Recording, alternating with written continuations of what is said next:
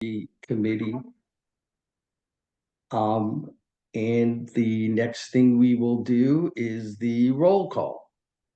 And I will go through everybody. I'm hoping I don't miss anybody. Kia Gibbs. Here. Great. Sue Remsen. Here. Diane Cece. Here. Scott Goodwin. Jody Prop. Here. Great. And I am here. And Brenda Penn Williams. I don't think I missed anybody. Did I, Esther? It's my first time doing this.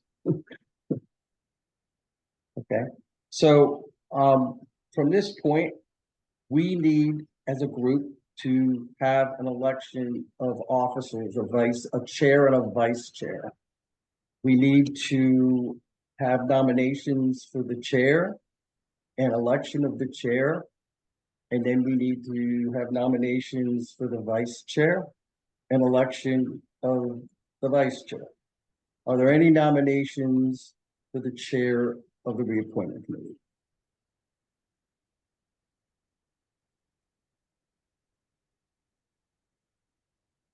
Everybody is muted, so I'm not sure if anybody's talking or not. This is Diane Cece, so I will nominate you, Ken, as chair. Great, I appreciate that. Are there any other nominations? Need a second. A second. Sorry, go ahead. Thank you, Steve. You need a second. Okay. Somebody else. Before we accept other nominations, by the way, Steve Mendick is our attorney that works for the city of Norwalk. He's an outside attorney that will be advising us. So is there a second to the nomination of me as chair? I second. Great, Kia Gibbs had second.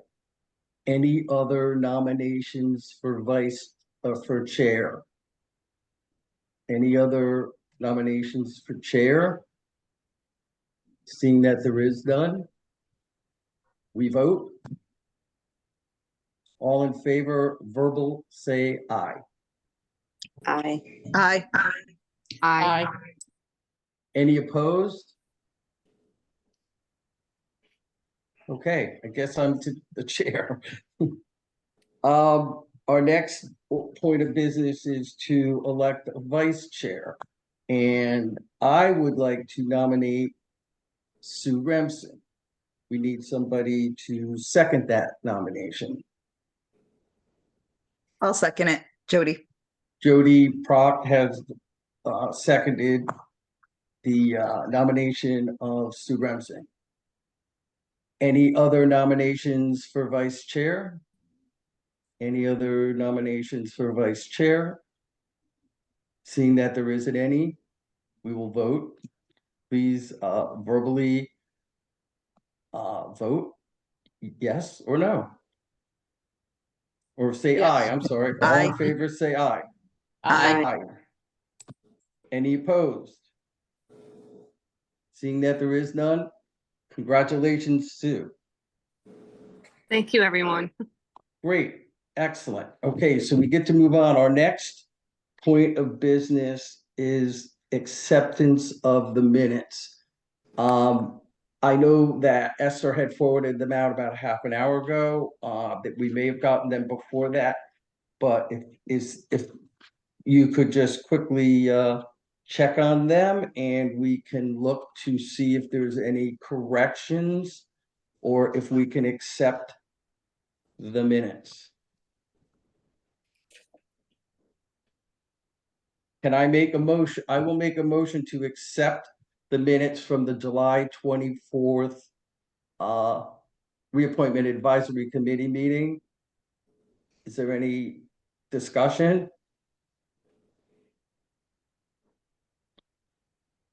A second? I'll second, Ken. Great. Sue Remsen has seconded. All in favor? Say Aye. aye. Aye. Aye. Any opposed? The minutes are approved. And we're going to go on to the points of our business. As I previously indicated, we are honored to have Stephen Mednick with us today, and he is going to talk to us about some of the issues that we brought up in the July 25th meeting as far as some legal and logistical considerations. Stephen. Thank you, Mr. Chair. It's a pleasure, and congratulations to the Thank Vice you. Chair and to all of you. I'm sorry we didn't meet earlier in this process. I understand there's been a few bumps in the road in the process, and I was talking to the Corporation Counsel's office and the leadership of the council, and thought that there are some things that we might be able to do to be of assistance in this process. The first thing I want to let you know is that we're going to seek to modify, probably early in September, the schedule to give you a little more time, especially if we can level set this process and get it back on track, so that we can produce a reapportionment plan for the city council, for the common council to take into account. There's a couple of important points as I was going through this process, and it was brought to my attention that we've had one registrar that's been very active, which is a wonderful thing, the Democratic registrar, who's a very fine man and a very fine registrar, but we have not had any activity on the other side. When I heard that, I was a little concerned about that process, and I want to make sure, and I know the council leadership wants to make sure that there is representation of both party registrars' offices in this process. So one of the major things we're going to do is reopen the ordinance to allow for a designee. I did not draft the language, designee language, something I very often do, and one of the council members said something that she very often does, but in most cases, we've never had a situation where we have not had participation in my involvement around the state by a registrar. So I apologize that we did not provide that safety valve earlier in the process, but we will take care of that. And for that reason alone, we should get an extension of time so that whoever the designee is will have time to talk to the consultants and time to talk to you to get to be brought up to date. The other reason we didn't do it is there is a statute that says deputy registrars can operate in the stead of registrars. But again, we want to leave no doubt whatsoever, and we're going to create a modification to allow for a Republican registrar or designee of the registrar to be of assistance to you and participate in the process. So there will be some timing changes. We are looking right now, the report that you have is due 90 days after your appointment. Your appointment was on September 11th. Correct me if I'm wrong, Esther. June 11th, rather. June 11th. And so we're coming up against that deadline. And so if we can extend it out, and I'll be happy to hear from all of you. If we extend it out 30 days, would that be sufficient for you? Would that be helpful? Asking the committee? I believe so. Yes. All right, if 30 days is helpful, that's what I will put into the proposal. I want to make sure you guys are comfortable with it because it's your process. And Steve, yes, sir. Steve, would that date would then be October 11th? From It could September be- 11th to October 11th? Well, let's say 90 days from June 11th, July, August. Yeah, it would take you into October. You don't have to use the whole 30 days, by the way.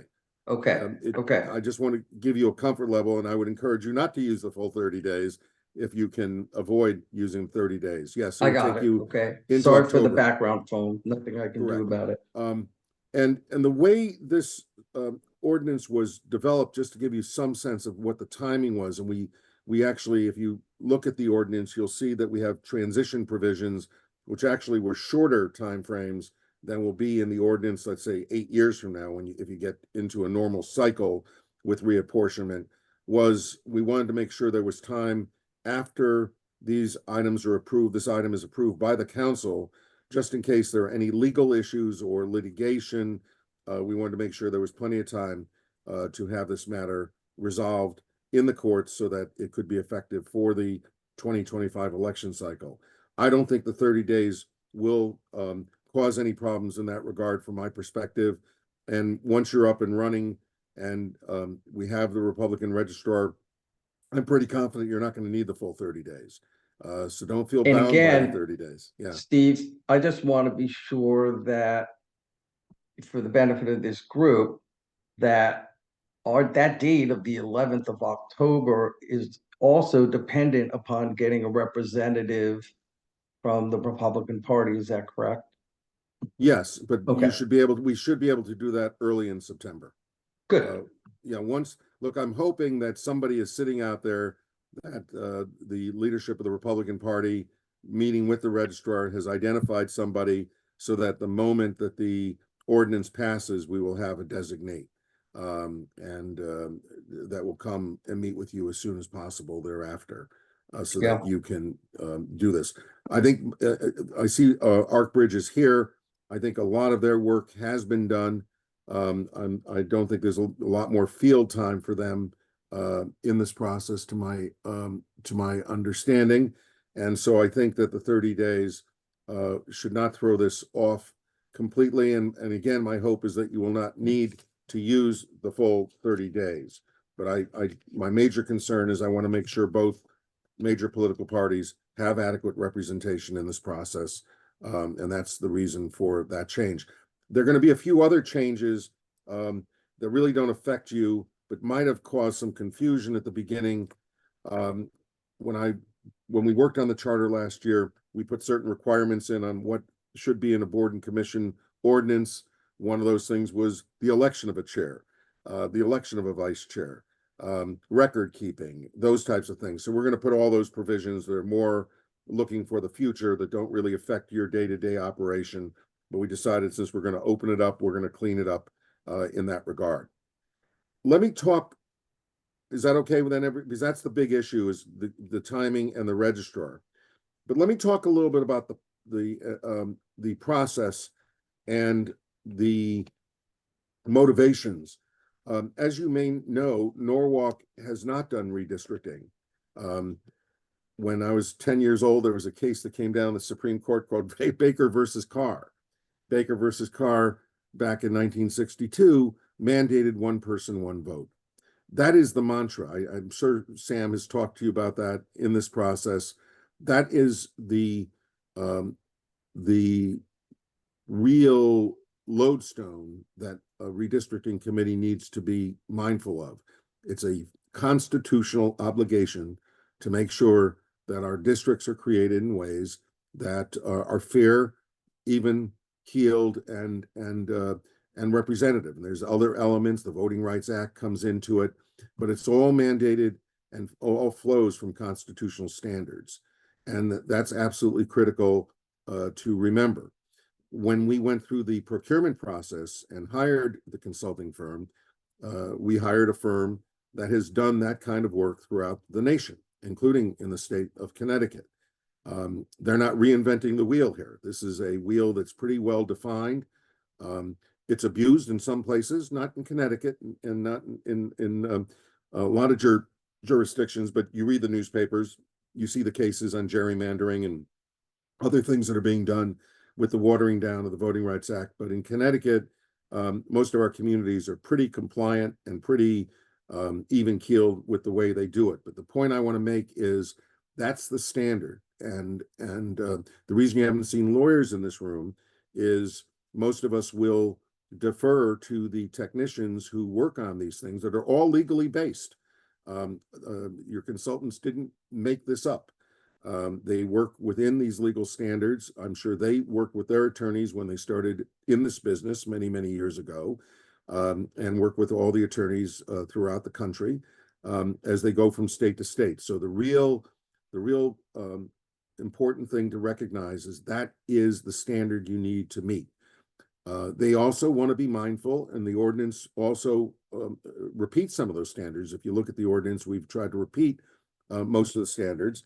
We want to make sure that we keep the districts as close to what they are today. Make sure that various geographical elements of the community are taken into account, as well as all the issues that you have to deal with on voting rights. In Norwalk, we have kind of a unique entity, our taxing districts. I learned about that in a very detailed way during our charter revision last year. They're important to your town. They play a very important role, a service role in most of the city. And one of the things we did in the ordinance is we made it clear that you have to use best efforts to try to accommodate their district lines, which were drawn by special act. And that's a whole different matter. Sam and I have not talked about this, but I did talk to Secretary of State today about these issues. And it's a whole different issue whether they need to go through some kind of redistricting, although because they're established by special act, it's not clear how they'd have to operate because only the General Assembly can amend the special act. They might be permitted to do voting, or they might be permitted to do this, but that's not our concern. Our concern are the council districts and the Board of Education districts. And so what I think, I know the consultant is mindful of that, and they're going to try to do everything they can to accommodate that. But in Connecticut, under Connecticut law, there is a statute that 9-169 and I think 9-169A deal with the voting districts. And you can have something that is called a split district. And because I know one of the concerns that I have heard about, is I haven't been to the meetings, but I was advised by members of the council, was that there was some discussion that you may have to create some new, very expensive districts to accommodate some of the things that are occurring in the proposed plan.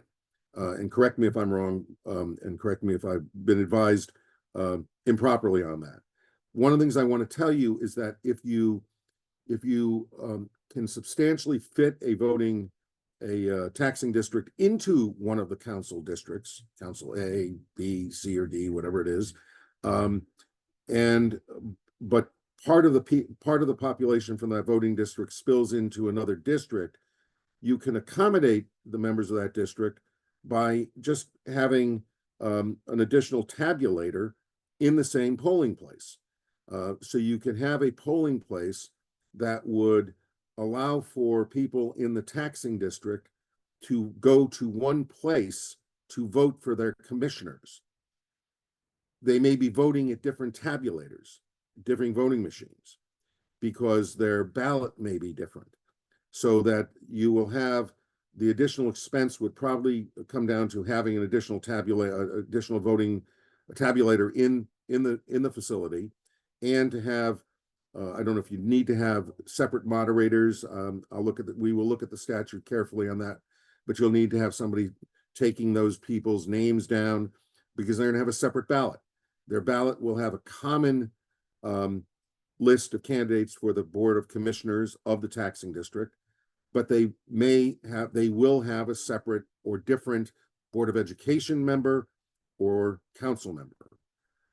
So you'll have two different districts voting next to each other, but you accommodate the desire of trying to keep the voting district, the taxing districts, minimize the any kind of discordant impact on the taxing districts. So I believe under Connecticut state law, you can accommodate that. I will sit down with the registrars and the Corporation Counsel's office to make sure that's the case, but I don't think that should be an impediment to meeting the one person, one vote. If the consultants can accommodate that using the formulas that they need to use, fine. We've said we should use best efforts. If they can't, I think there's a remedy that's an administrative remedy. And remember, there's two different districts. We're creating the council districts, which also are Board of Education districts. And the voting districts could be a separate entity completely. The voting districts are places where you vote. And you could have multiple voting districts within a council district if you have a large enough city where those kinds of things might occur. But the issue that I've heard about, I think, can be accommodated under the statutes that allow for split districts. You see it very often. I don't know if Norwalk has it, but I have it where I live in Hamden. I had it where I lived in New Haven. When I was a ward leader, I had 2 different Senate districts that covered my ward. And we in New Haven, I think we actually had 2 different polling places. But in Hamden, we have 1 polling place with 2 different tabulators where people go to vote in the polling place with the multiple districts. So I just wanted to make that point. I see Diane or Commissioner or Committee Member Cece has her hand up. I'm happy to answer any questions, Mr. Chair. Thanks. Yeah, I thought if it's okay, Ken, just to stop as we go along. It's unfortunate that Stuart Wells isn't here, to address this, but I think what he was talking about, and you're right, Attorney Mednick, where we have at least one instance of maybe 2 in Norwalk where it's a split district. I know we have it at Nathan Hale, where there's Nathan Hale 1 and Nathan Hale 2. But I think that he was also talking about the expenses, not just the tabulator, that there are regulations and that require that everything is separate. It's a separate, you get split as you go in, so it's separate entrance, separate check-in, separate moderator, and not just literally the machine, the control of the ballots have to have a completely duplicate system there. So that's what Stuart was referring to.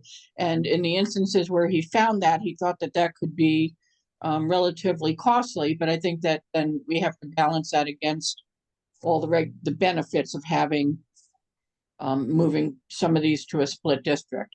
But Yeah, it was he's more right. than just You would have more than mirror just a image. tabulator. Yeah, you would have mirror image. No, it's not just a tabulator. You do need some personnel on election day. Yeah. And I would suggest, and you may know this better, or Stuart would, that I think, as we go through this process, because we're getting one bite of the apple until 2030, something, or right before then and right after then. But I think things are going to change a lot between absentee voting, early voting, and other mechanisms where there may be drastic changes to how many polling sites there are down the road anyway. But that's likely to change, but I think the immediate concern was of Stewart's for 2025. Yeah, and I heard a number of $100,000, and I talked to a lot of registrars around the state. I don't think it's anywhere near that. There will be a cost element, and if you have to buy new tabulators, yeah, there will be an upfront cost, but that'll be a one-time cost that will be amortized over years. But there will be additional personnel. I don't know. Yes, you need separate people sitting at the table to check people off as they go in and to hand out the ballots as they go to the tabulator, as they go to vote and then go to tabulate at their separate machine. Whether or not you can appoint, you have to appoint a separate moderator, I don't know definitively the answer, but I'm more than happy to sit down with Stuart and whoever his Republican counterpart is to make sure that we fully understand that, and before you take final votes, you will know the definitive answer. But I did talk to the Secretary of State and feel pretty confident that we can accommodate this. And the real question is, how far can we go so that we don't have to deal with this on a regular basis? The other issue I want to point out is taxing districts are a very different entity. The statutes refer to split districts and Senate districts and House districts and all those kinds of entities. Taxing districts are not mentioned, and our taxing districts are unique because, as I mentioned earlier, they're special act districts, and they're created by the legislature, and we can't even modify it in the charter. They individually want to change their charter. They've got to do their own charter revision, for example, and they need to be careful there, because if they start digging too much into want to change the form of government, they want to change from a board of commissioners to a district executive or something like that, they would have to go to the legislature, because they would essentially be eviscerating their special act. So they need to be very careful. I think we have a little more flexibility based on my conversations with the Secretary of State's office because they're not specifically enumerated in the statute. And so I think that we can probably do everything we can to find ways to accommodate that entity. In fact, the Secretary of State's office said, well, are they even municipal officials? And I said, in my view, they are. They're created by the legislature through special act to operate this quasi-municipal entity. So I think I think that they do fall into that category, but they're not specifically covered by the statute. So I think we have a little flexibility. So between myself and the Corporation Counsel's office, we will sit with the registrars to try to reach a comfort level, but there will be economic implications in trying to accommodate them.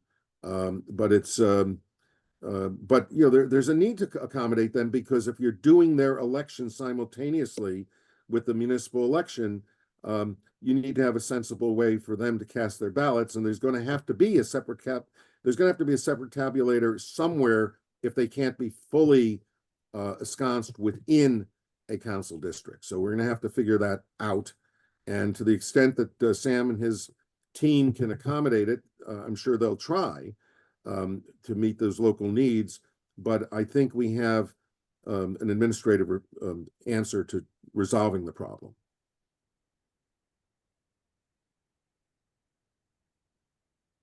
That's pretty much it on my end. I just wanted to give you some comfort level and also to really emphasize the reason you haven't seen lawyers here is you're in the capable hands of outstanding consultants.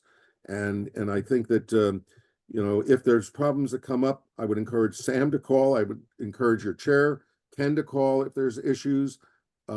We will try to work with you in the next few weeks to make sure that that you're comfortable and that you have a comfort level.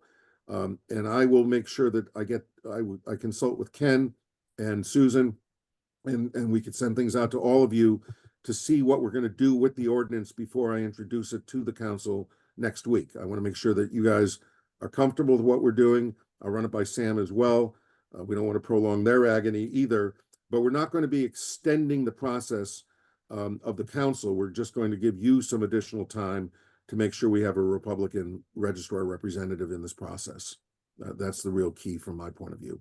Mr. Chairman. Steve, so the timeline is hopefully by our next Thursday meeting, you'll have some additional information as far as the Republican registrar and whatever other issues I may not have a name for you. I think they may have somebody in mind, but I will have a draft. I will have a draft because I've got to get the draft over to the council, I think by next Thursday or Friday. So I will have a draft. The reappointment committee has been notified who the next Republican registrar will tentatively be effective January 1st. So that may be somebody who would be the ideal person to be involved here, but whatever the RTC decides, it would be great if we could, if we need that to move forward. I think hopefully we have some kind of information relative to that by our next Thursday's meeting. That I know that's not within your realm, but I'll see what I could find out. I think that something along those lines has been discussed. So I think your wisdom is conventional wisdom.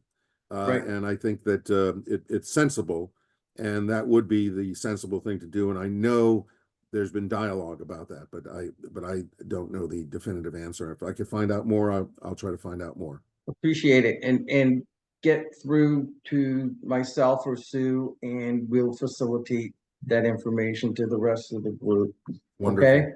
Thank you. Appreciate. Are there any other questions? Sam, do you have any questions? Since I'm leaving, I'm going to be. No, not really. I think you summed it up pretty well, and that's what our understanding is, and we'll move forward from here. Okay. Great. Thank you. Good luck, everybody. I'm really sorry. I wish we could have been here to greet you and kind of lay the groundwork at the first meeting. So I apologize that you've been on a bumpy road, but we do have a major infrastructure project going in the country today. So I consider this part of the infrastructure project that we're gonna even off your road here and try to make it work. Great. All right, everybody. Thank you. Thank you. Bye-bye.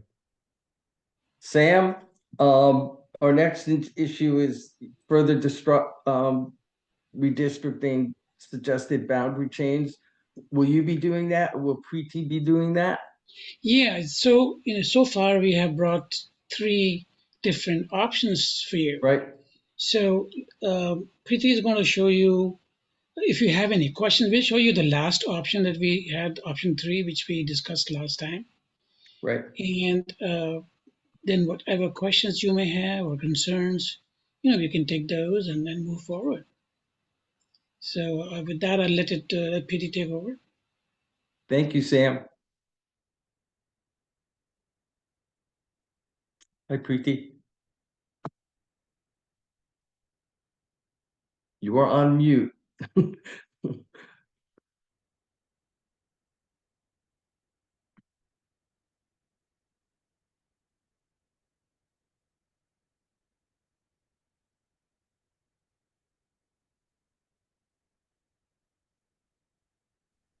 Good evening.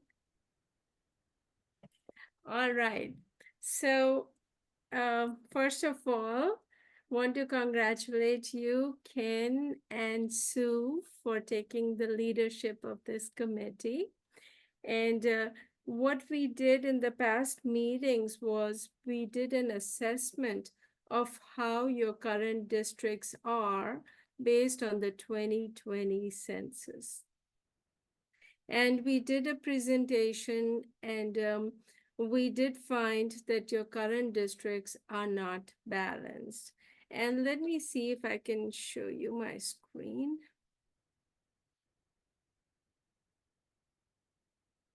All right, so I'm going to quickly run. It won't take too long. But here, so we looked at the requirements, and like Mr. Mednick said, that there was this ordinance, and we evaluated the ordinance, and it has to comply with the Voting Rights Act as well as the city ordinance. So they say one of the requirements is that all the districts should be as equal in population as possible.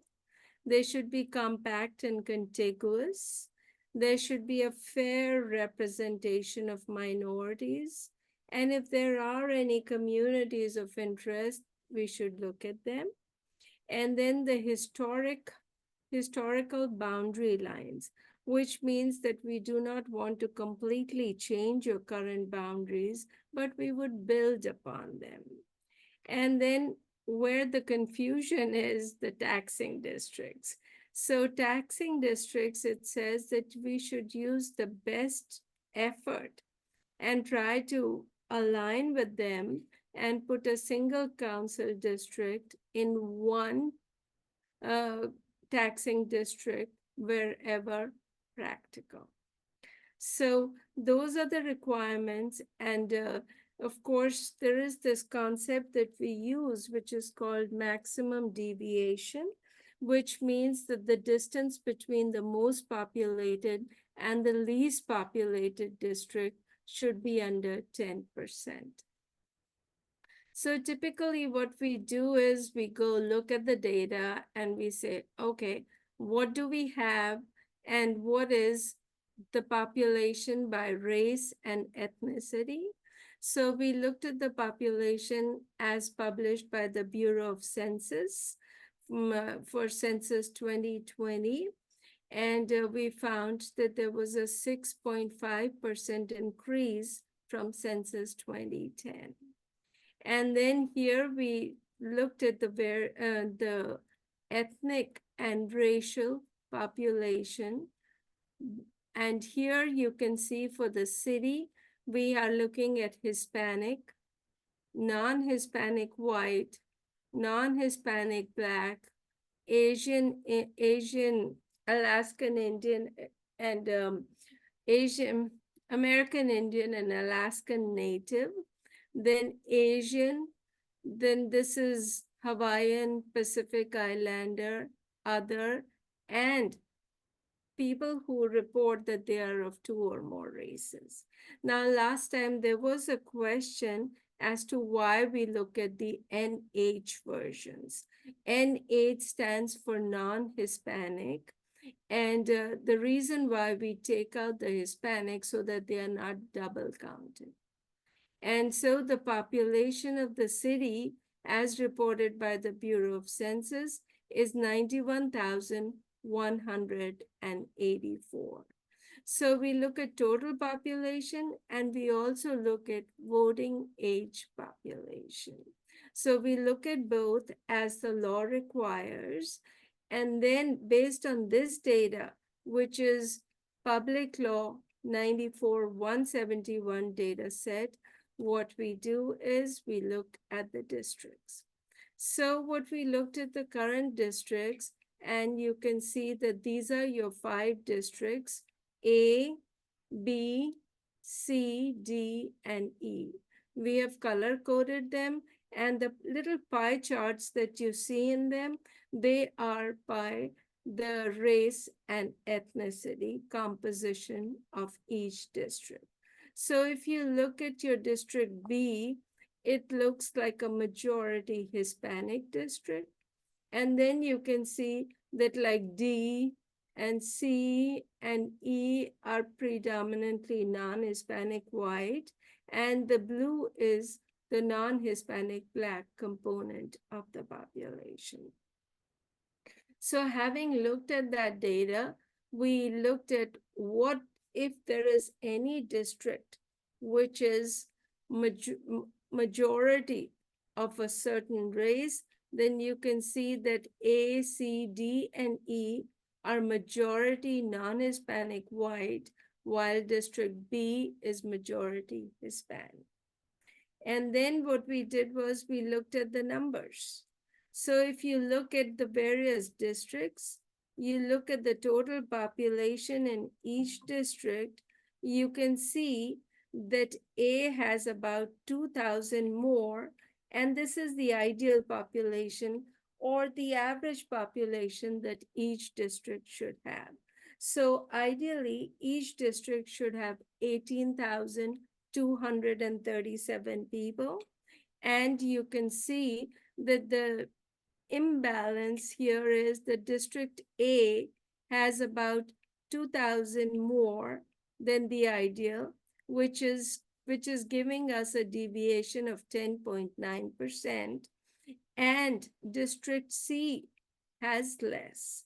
And this is giving us a maximum deviation of 18.86%, which means that we do have to adjust our districts because we want to bring this number down under 10%, which is a norm across the nation. The lower the number, the lower the deviation, that is better. But of course, looking at this data, we know that we have to balance. And right off the bat, we know that A has to give and C has to gain, right? So what we did was, and then of course we looked at District A has the most population, C has the least population, and we have color coded them. Red meaning it has more, green meaning it has less. So, and we told you about the maximum deviation should be under 10%, and currently we have 18.86. And also we found another issue that your current district boundaries are not aligned with census blocks. For redistricting, we use census blocks, which the census generates, and also the ethnic and racial information, which is by census block. So we did this analysis, and then we came up with options. And so here, this was option 1 that we came up with, and we tried to minimize the changes. So here we took a little bit away from A and gave it to E. And here we took a little bit from A and gave it to C. And by doing these changes, we were able to bring down the maximum deviation to 2.91%, which is really good. Now, the only catch here was that with doing this, we were splitting a taxing district by giving away this part from A to C. So we did acknowledge that, and we thought, okay, we can go and do better by creating another option. So here, this is just the details. And just to say, that we totally affected about 16 to 1700 people out of a population of 91,000. And what we were able to achieve in option 1 was that District B, we know, is primarily, it's a majority Hispanic district, but District A also has a plurality of Hispanics. So it's not a clear over 50%, but there's like a good presence of Hispanic population, which is 38%. So, but we realized, and we just looked at the areas in more detail, so you could see the streets and you could figure out, okay, this is the area. But now we move on to show you option 2. And in option 2, we try to even minimize the changes and take this piece here.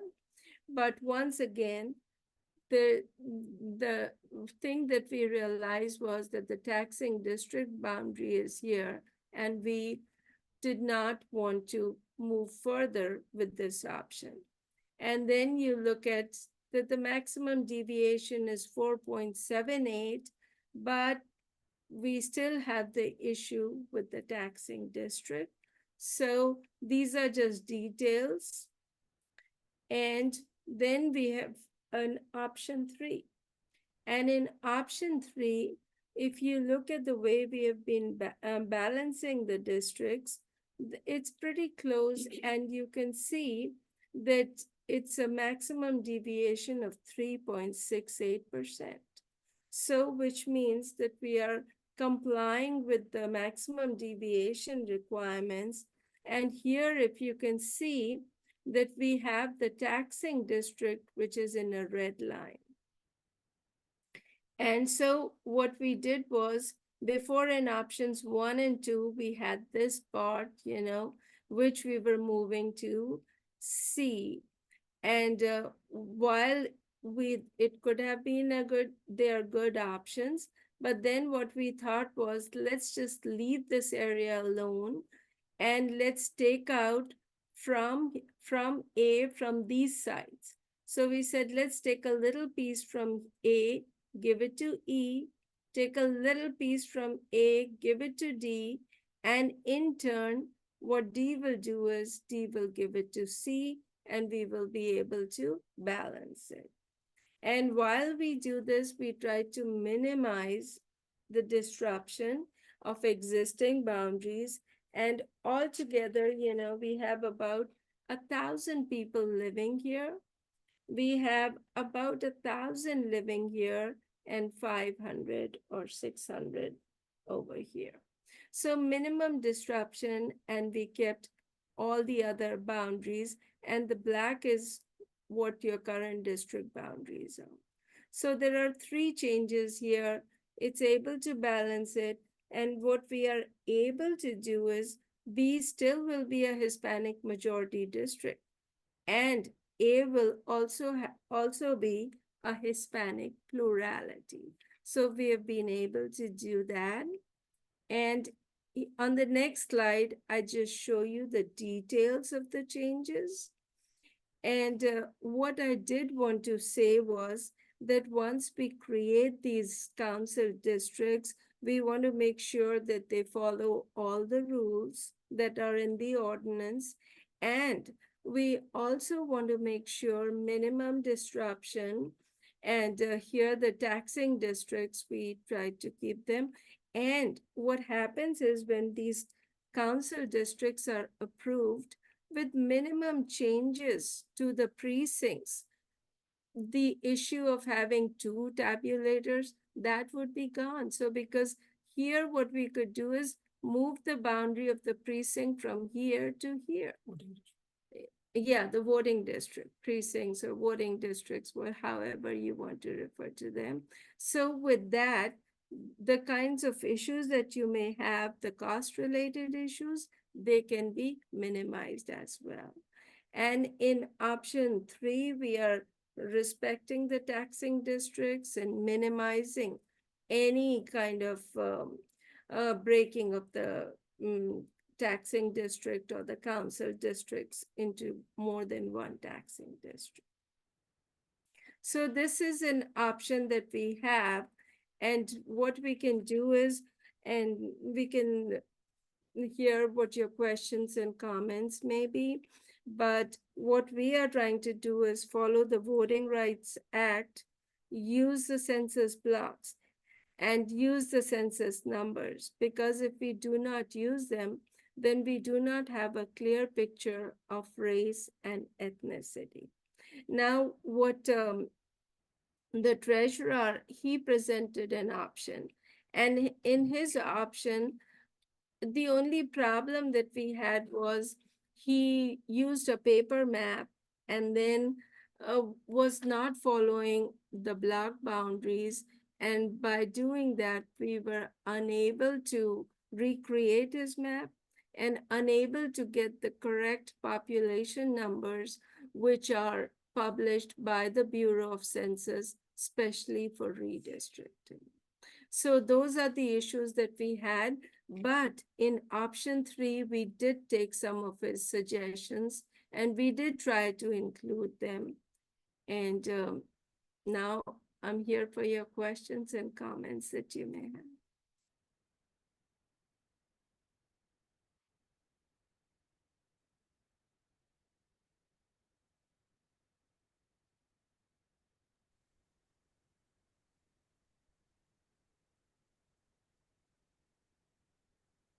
BT, it's my opinion that we probably as a group need to discuss this.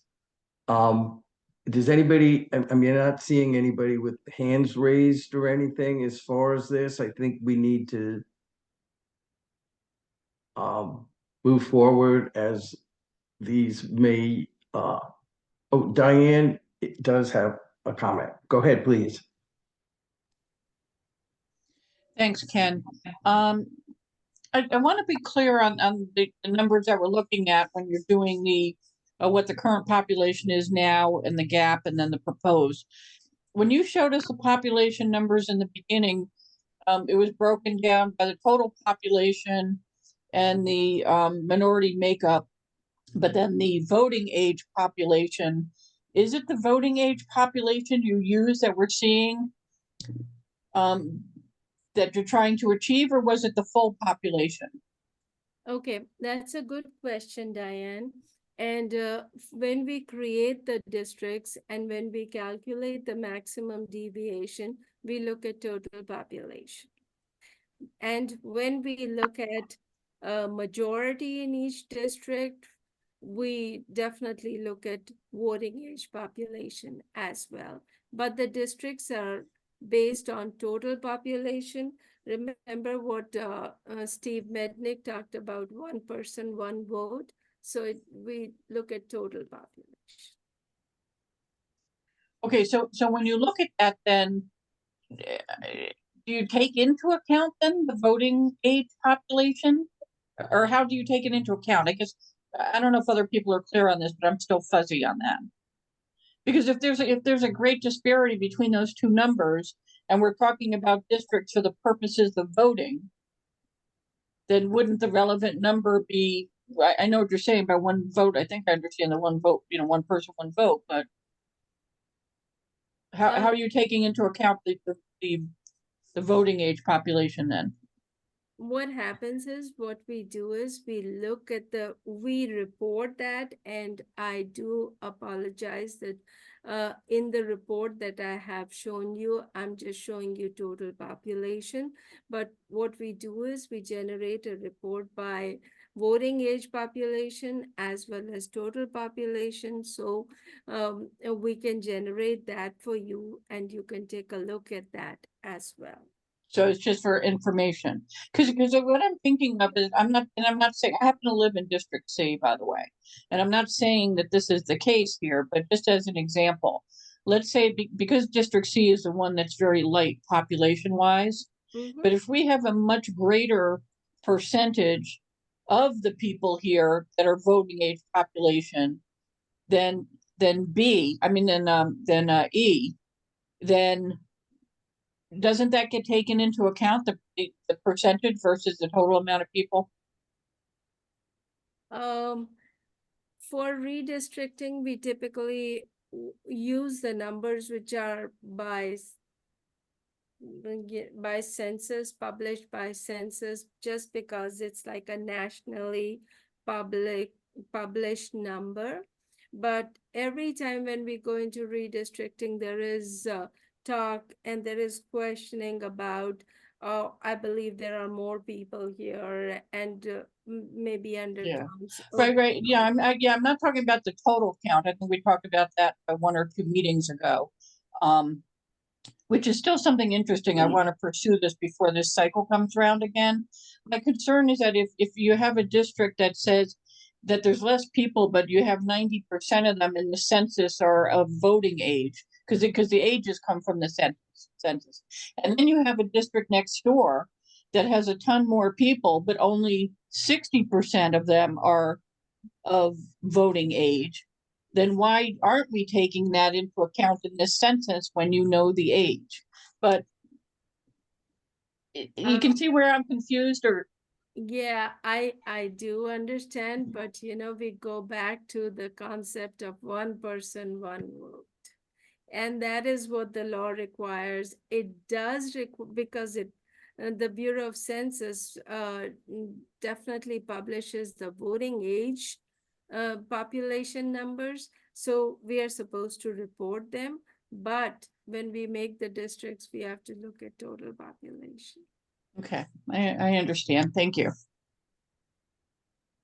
I think and another question I have though is that so under the at first I thought there were actually 4 proposals we were up to. Your 2 original, and then Stewart, and then you came back with one that was modified. Did we lose an option in? We did not. So we presented option 1, option 2, option 3, I think, which I called C or 3.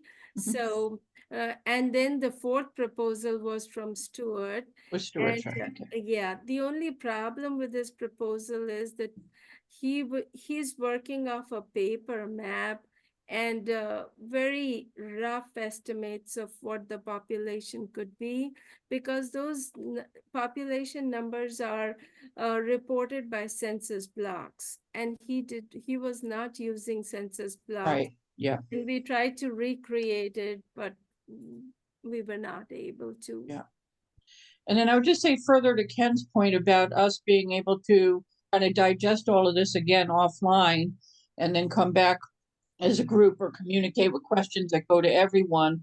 I had sent in an email to everyone, to Sam, and copied everyone on July 29th, suggesting that and again, at that point, I thought there were 4 because I was including Stu's.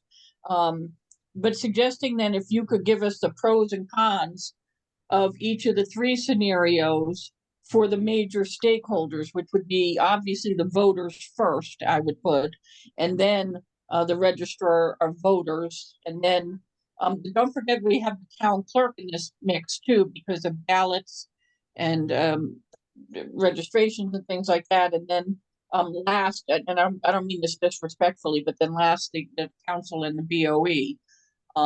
Would you be able to do that, just like in layman's terms, the pros and cons of either all 3 of these or the 2 that you think are going to make the cut?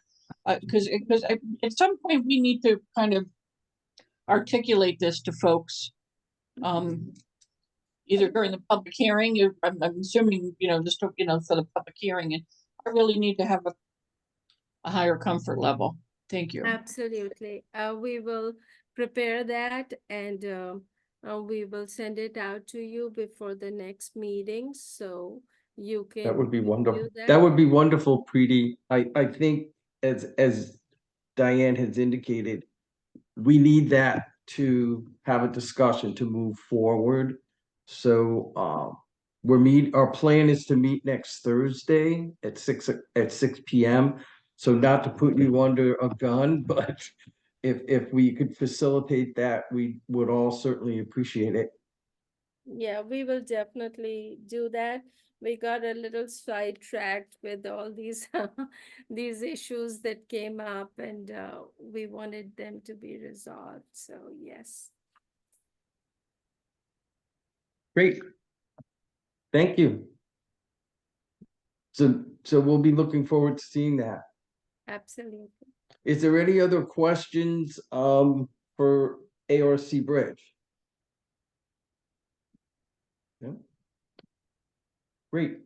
So our next steps, something that came up in a conversation with Irene Dixon that I want to reach out to all of you and get your feelings on. And it basically also came from the in-house counsel, Brian Candela, is they asked us to think about having hybrid meetings versus just virtual meetings. So I don't feel I want to make that decision. I think it's something that we all need to talk about. But if we do that, that would mean our meetings would be at in council chambers, and they would provide Zoom accessibility so that wouldn't necessarily be required to be in person, but that we would have that option to be in person or virtual, and it would allow other people to join us in person or virtual. I'd love to hear what you all think about that.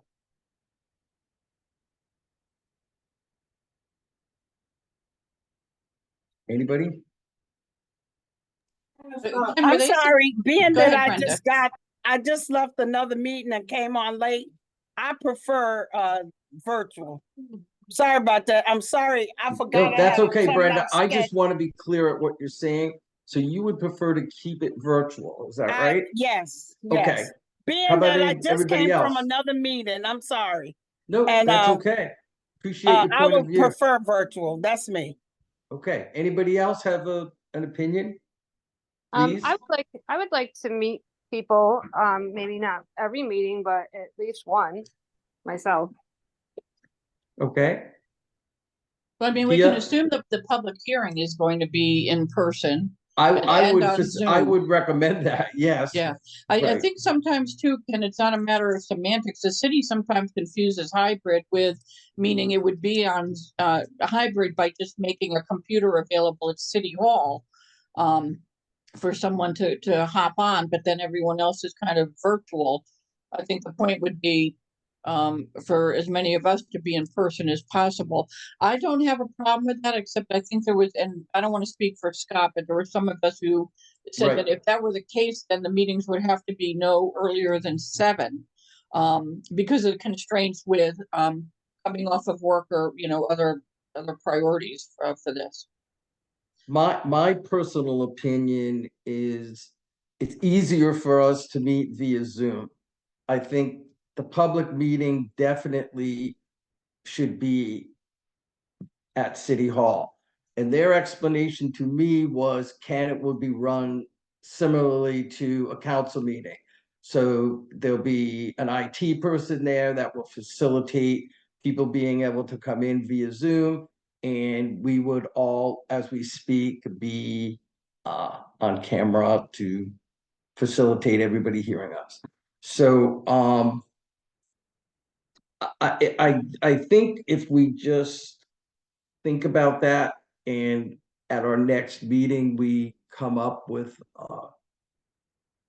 some conclusions on how we move forward, but I would say our next meeting, next Thursday would be via Zoom. Everybody okay with that? And Brenda again. Next week I'll be out of town. Yes, that's okay. Okay. You did let everybody know that. Thank you. Yeah. And Okay, we'll so make what sure was your that you, on the timeline of the public hearing then, I think I missed that. So then, did we make a shift then? Do we have a date yet then or no? no, as I understand it, until we have a Republican representative of the registrar's office, that we can't facilitate a public hearing date. That's my understanding. Okay, I wasn't sure if they were gonna back into it based off that October 11th, because, you know, because Well- there's also legal notification timelines for the public hearings, and then we get into school stuff and, I think Absolutely. some holidays in September and religious holidays and things, and, okay. As you are thinking about everything here, if there's additional questions from you, by all means, I have no problem reaching out to Steve Mednick or to Brian Candela, who is our legal people.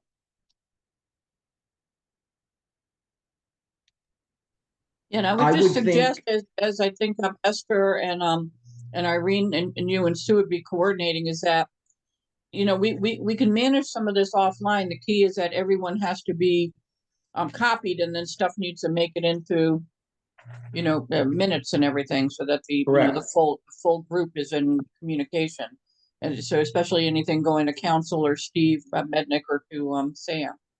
Correct. So I'm looking forward to hearing from Preeti and Sam as far as the additional information we need for next week. And so once we have that information, hopefully it'll get emailed to us so we have some time to look at it before next Thursday, that we can really discuss how we move forward as far as next steps. Everybody in agreement with that? Is there any other items that any of you feel we need to discuss at this point?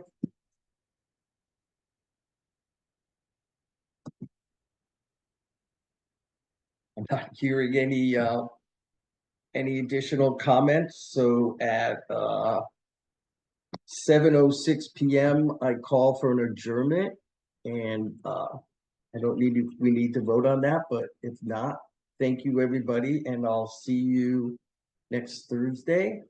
And again, reach out via email to me, to Irene, to Esther, with any indications of any issues, okay?